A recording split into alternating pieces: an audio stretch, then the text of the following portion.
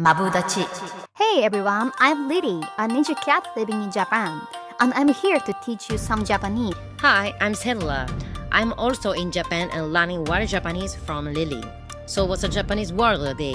Today's hardcore Japanese is Mabudachi. it means close friend.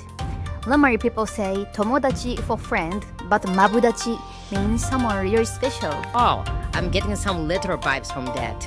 Like, mabu means true or real, and dachi is a slangy way to say friend. So it's like your best friend. It's got a great meaning.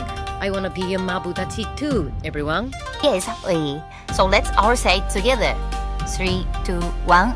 Mabudachi. See you next time.